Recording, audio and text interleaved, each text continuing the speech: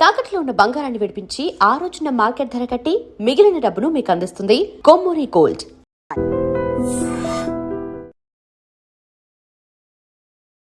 నమస్కారం, welcome to I dream. ధర్మ మార్గం విత్ విజిత కార్యక్రమానికి స్వాగతం.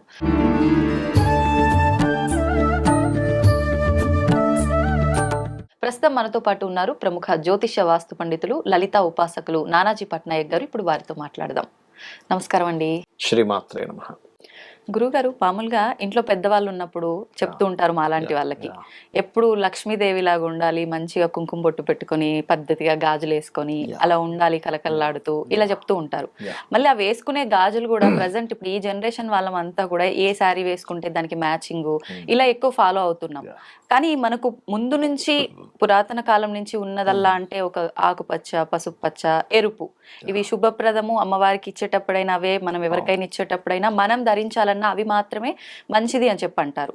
నిజంగా మనం వేసుకునే గాజుల వల్ల కూడా మన లైఫ్ డిసైడ్ చేయబడుతుందా? ఇప్పుడు నేను గ్రీన్ కలర్ వేసుకుంటే అంతా నాకు శుభంగా ఉంటుందా? నాకు బ్లాక్ ఇష్టం, నేను బ్లాక్ కలర్ గాజులు వేసుకున్నా అపశకునంగా ఉంటుందా? ఇలాంటి చాలా మంది మాట్లాడుకుంటూ ఉంటారు మామూలుగా. ఇదంతా నిజం అంటారా? ఏం చెప్తారు దీని గురించి? ఇక్కడ బ్లాక్ అపశకునం అని కాదు. బ్లాక్ అపశకునం అయితే గనక మీకు బ్లాక్ ఐస్ ఇవ్వడు కదా భగవంతుడు. మీకు ఈ విశ్వాన్ని చూసేటువంటి అదే బ్లాక్ హెయిర్ ఇచ్చాడు. అంటే నేను అనేది ఏంటంటే, ఒక బ్లాక్ బోర్డు ఒక స్టూడెంట్ జీవితాన్ని మార్చేస్తుంది. రైట్. ఐస్ బ్లాక్ కరెక్ట్ కాదు అపశకునం అనుకుంటే అసలు బ్లాక్ కలర్ పెట్టాడు కదా భగవంతుడు. ఆల్ కలర్స్ ఈజ్ గుడ్ ఇక్కడ. కాకపోతే ఏంటంటే ఒక్కొక్క కలర్ కి ఒక్కొక్క గుణం ఉంటుంది అని చెప్పారు శాస్త్రంలో. తమో రజస్ సత్వ గుణాలు ఉంటాయి. అయితే ఇక్కడ ఎందుకు కొంచెం అంటే ఈ బ్లాక్ కలర్ ఒకటి ఎక్కువగా ఎందుకు వాడకూడదు అంటారంటే, గాజుల విషయంలో మీ యొక్క ప్రయత్నం ఏదైతే ఉందో, ప్రయత్న స్థానాన్ని ఆస్ట్రాలజికల్ గా థర్డ్ హౌస్ అంటారు.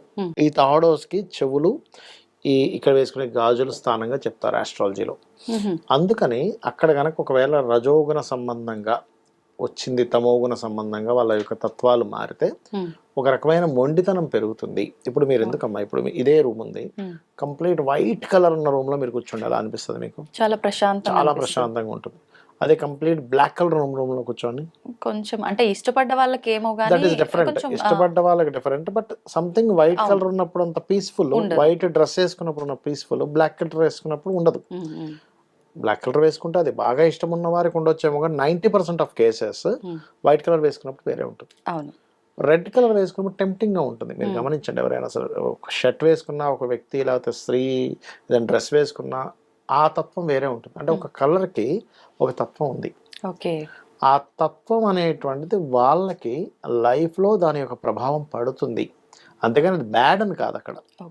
ఇక్కడ మీరు అర్థం చేసుకోండి, ఇప్పుడు రకరకాల బ్లడ్ గ్రూప్స్ ఉన్నాయి. ఈ బ్లడ్ గ్రూప్స్ మీద ఒక బ్లడ్ గ్రూప్ మీకు ఏ బ్లడ్ అది ఎక్కించాలో అది ఎక్కించాలి. వేరేది ఎక్కిస్తే అది మీకు పనిచేయదు. అలానే ఆ బ్లడ్ గ్రూప్ బ్యాడ్ అని కాదు అక్కడ, అది మీకు సెట్ కాదు. అలాగే కొన్ని వాటికి కొన్ని సెట్ కావు. బ్లాక్ కంప్లీట్ గా తప్పైతే అసలు ఈ విశ్వంలో ఏది బ్లాక్ గా ఉండకూడదు, అది రాంగ్ కాన్సెప్ట్. అయితే కొన్ని గుణాలను అవి ప్రభావితం చేస్తాయి కాబట్టి అది. ఇక్కడ శాస్త్రంలో అన్నదమ్ముడు లేదా భర్త ఇద్దరు ఒక స్త్రీకి గాజులు ఇస్తారు. అన్నదమ్ముడు గనక ఎప్పుడైనా సరే ఒక స్త్రీమూర్తికి తన సిస్టర్స్, అక్కకి కావచ్చు, చెల్లికి కావచ్చు, గాజులు ఇస్తే వాళ్ళ లైఫ్, అన్నదమ్ముడు లైఫ్ బాగుంటుంది, గుర్తుపెట్టుకోండి. అలాగే భర్త గనక భార్యకి గాజులు, ఈ కమ్మలు ఎప్పుడు ఉండేలా చూసుకోవాలంటారు శాస్త్రంలో. చెవు కమ్మ లేకుండా భర్త కనబడకూడదు అంటారు. కనబడకూడదు, అది అమంగళంగా భావిస్తారు. కనీసం మన తాటికి సంబంధించిన, తాటి చెట్టు ఆకుకి సంబంధించిన ఒక ఇది ఇలా ఒక పుల్లలా ఉంటుంది, అదైనా పెట్టుకో ఉండాలి అంటారు. ఎందుకంటే స్త్రీ గనక మంచి కమ్మలు కానీ ఈ గాజులు కానీ ధరిస్తే పురుషుడికి అంటే భర్తకి అదొక యోగం, భాగ్యయోగాన్ని ఇస్తుంది అని చెప్తారు. భాగ్యయోగం ఎందుకంటే స్త్రీ యొక్క 3వ స్థానం, చెవు కమ్మలు కానీ చేతులకు ఉండే గాజులు కానీ, ఆ 3వ స్థానం అనేటువంటిది భర్త యొక్క భాగ్యస్థానం. అంటే భర్త స్థానం నుంచి 7th హౌస్ నుంచి 9th హౌస్ అవుద్ది. ఇదేమో థర్డ్ హౌస్, వాళ్ళకి 9th హౌస్ అవుద్ది. కాబట్టి అలా చేసుకోమని చెప్పి చెప్తూ ఉంటారు. ఇందులో మీరు ఇందాక ఒక మాట అన్నారు ఏంటంటే, అమ్మవారి దగ్గర పెట్టినటువంటి గాజులు వేసుకున్నప్పుడు నాన్ వెజిటేరియన్ తినవచ్చా? ఇక్కడ ఏంటంటే ఒకటమ్మా, మీరు నేను ఒకటే చెప్తాను, నా దృష్టిలో నాన్ వెజిటేరియన్ తిన్నంత మాత్రాన్ని ఏదో దోషం అయిపోతుందని ఎప్పుడు అనుకోను నేను. ఎందుకంటే అంటే అదేదో నేను తింటాను కదా, నేను తిన్న చెప్తున్నాను నేను మీకు. నాన్ వెజిటేరియన్ ఆపడం గొప్పతనం కాదు.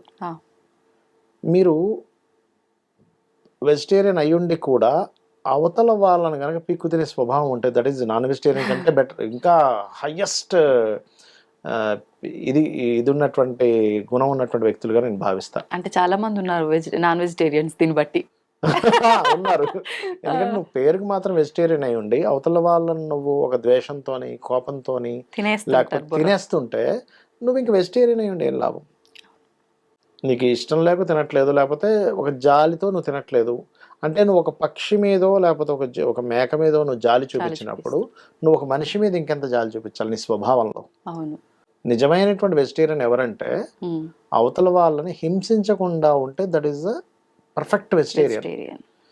భగవంతుడు ఎప్పుడు కూడా నువ్వు కోడిని తినట్లేదు మేకని తినట్లేదు అంటే నిన్నేమి మంచి వ్యక్తిగా చూడ్డు. నువ్వు అవతల వాళ్ళని ఇబ్బంది పెట్టకుండా ఉంటేనే నేను మంచి వారిగా చూస్తాడు. మనలో ఉన్న గుణాలను బట్టే చూస్తాడు. అంతేకాని ఆయనకి నువ్వు మటన్ తింటున్నావు కాబట్టి నేను అనుగ్రహించను అనడు. నువ్వు అందరినీ మంచిగా చూస్తున్నప్పుడు నేను అనుగ్రహిస్తా అంటాడు. ఇది ఫస్ట్ మనం నేర్చుకోవాలి. అంతేగా నేనేమి తిననండి అందుకే నాకు భగవంతుడు అనుగ్రహం వస్తుంది అనుకుంటే అది తప్పు అంటా నేను. ఓకే. అయితే ఈ గాజులు వేసుకున్నప్పుడు అంటే మీరు దాని పర్టికులర్గా ఇది అమ్మవారి గాజులు, నేను దీనికి ఎక్కడా కూడా దీనికి ఇట్లాంటి వాటికి టచ్ చేయకుండా ఉండిస్తాను అనుకుంటే ఉండివ్వండి, అది దట్ ఈస్ గుడ్. మీకు ఇంకా దాని పవిత్రతను కాపాడుతున్నట్టు. అంత మాత్రం చేత ఆ గాజులు ధరించినంత మాత్రం చేత మీరు వెళ్ళి ఆ గాజులతో వెళ్ళేదో తింటే ఏదో పోతుందని మాత్రం భయం పెట్టుకోకండి. ఎప్పుడు కూడా భగవంతుడి దగ్గర ఎలా ఉండాలంటే భయంతో బ్రతకూడదు. భగవంతుడితో ఎప్పుడు కూడా మనం భయంతో ఉండే రిలేషన్ ఎప్పుడు కూడా అమ్మో మనం ఏం తప్పు చేస్తామో అని భయమే ఉంటుంది కానీ భక్తి అనేటువంటిది ఉండదు. ఎప్పుడు భక్తి అనేటువంటి వారధి ఉండాలి భగవంతుడికి మనకి మధ్యలో. అంటే ఒక రిలేషన్ అంటే అయ్యో భగవంతుడు నేను వాళ్ళ పూజ చేయలేకపోయానే పొద్దున్న బాధ ఉండాలి.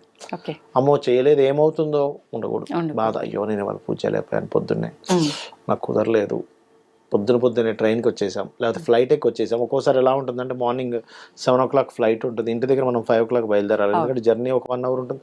ఆ టైంలో సరిపోదు మనకు టైం. ఏదో అలా దీపం పెట్టి వచ్చేసాను అబ్బా అనే ఒక బాధ ఉండాలి కానీ భయం అనేది ఉండకూడదు. అయ్యో నేను ఇంట్లో ఎలా చేస్తాను ఇది ఉండాలి. ఇది ఉంటే మీరు నామస్మరణ చేస్తున్నట్టే అమ్మవారిది. ఎప్పుడైతే అది చేస్తున్నారో ఆటోమేటిక్గా మీరు పూజ చేసిన ఫలితం వస్తుంది. కానీ అసలు అది మైండ్లో మీకు అసలు లేకుండా ఊరికే మీరు ఎన్ని పూజలు చేసినా వేస్ట్ అక్కడ. ఓకే. ఇప్పుడు కొన్ని సందర్భాల్లో మామూలుగా ఎక్కువగా విలేజ్లలో ఉండే వాళ్ళు కొన్ని పాటిస్తూ ఉంటారు.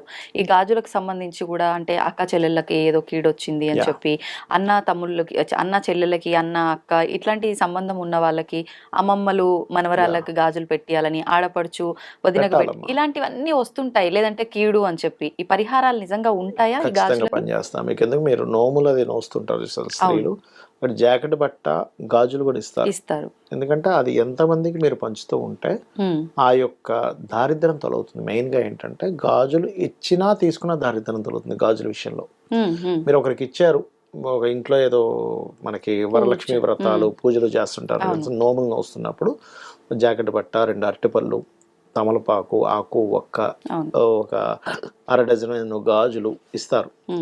అది ఎంత అద్భుతమైనటువంటి రెమెడీ అంటే చూడడానికి చాలా సింపుల్ గా ఇచ్చుకున్నాను అనుకుంటాం కానీ ఇచ్చిన వారికి దారిద్రం పోతుంది, ఆ పూజలో పాల్గొని తీసుకున్న వారికి కూడా దరిద్రం పోతుంది. అది ఇద్దరికీ పనిచేస్తుంది. ఇప్పుడు ఇలా ఇవ్వాల్సిన సందర్భం వస్తే శుక్రవారాలు మంగళవారాలు చాలా వరకు ఇవ్వరు. అంటే నా లక్ష్మీదేవి వెళ్ళిపోతుంది ఇంట్లోంచి ఇలా భావిస్తారు చాలా మంది, ఇవ్వడానికి ఆలోచిస్తారు. నిజంగా అది అలా ఏం వెళ్ళిపోదు, అస్సలు అట్లా వెళ్ళదు. గుర్తుపెట్టుకోండి, ఎప్పుడైనా గుర్తుపెట్టుకోండి, మీకు గనక ధనయోగము లక్ష్మీ యోగం ఉన్నంత కాలము ఆవిడ అది పనిచేసి పెడుతూనే ఉంటుందమ్మా లక్ష్మీదేవి, మీకు ఇస్తూనే ఉంటుంది. మీకు సమయం అయిపోయిందంటే మీరు ఎన్ని చేసినా ఆయనకి అంత తొందరగా రాదు.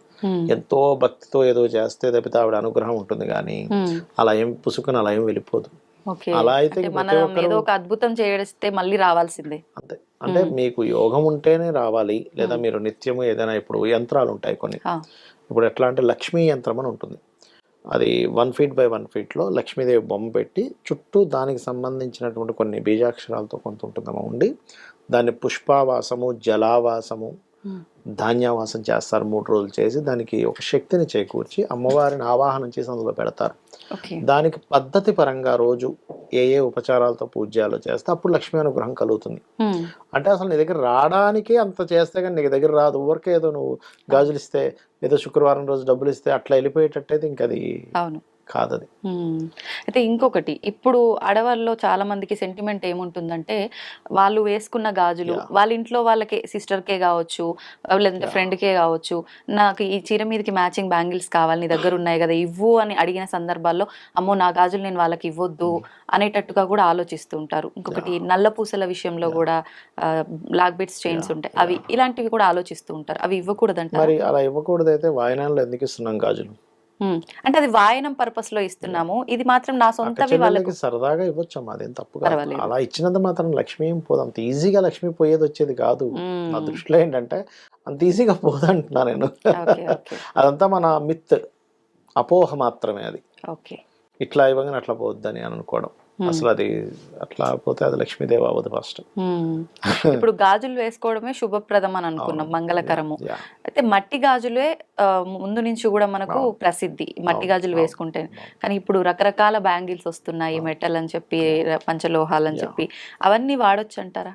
మట్టి గాజులు ఎందుకు వేసుకోవాలంటే మట్టి కుజుడికి కారకుడు. కుజుడు మట్టి, వేరేవన్నీ కుజ సంబంధించినవి కాదు. కుజుడికి సంబంధించిన మెటల్తో తయారు చేసింది. మీకు దారిద్ర్యాన్ని తొలగించడానికి ఎక్కువ బలం ఉంటుంది, ధైర్యాన్ని ఇవ్వడానికి ఎక్కువ బలం ఉంటుంది. ఓకే, అందుకని మట్టి గాజులు వాడమని చెప్తారు సింపుల్ గా. మీకు మామూలుగా కింద పట్టీలు కూడా వేసుకోమంటారు. ఎందుకుమంటారంటే వీళ్ళకి ఈ లేడీస్కి వచ్చేటువంటి మెన్స్ట్రువల్ సైకిల్ ఏదైతుందో అది పర్ఫెక్ట్ గా సాగుతుందమ్మా. మట్టి అది మన పట్టీలు కానివ్వండి, లేకపోతే మెట్టెలు కానివ్వండి, ఇవన్నీ కూడా దానికోసమే చెప్పారు యాక్చువల్ మన దాంట్లో. ఇప్పుడు మామూలుగా మొలతాడు కట్టుకుంటారు పురుషుడు, హెర్నియా ఇష్యూస్ రాకుండా ఉంటాయి యాక్చువల్గా. ఇట్లా చాలా రీజన్స్ ఉన్నాయి దానికి. సంతోషం, నిజంగా చాలా అపోహలన్నీ కూడా క్లియర్ చేశారు. ధన్యవాదాలు. శ్రీమాత్రే నమః.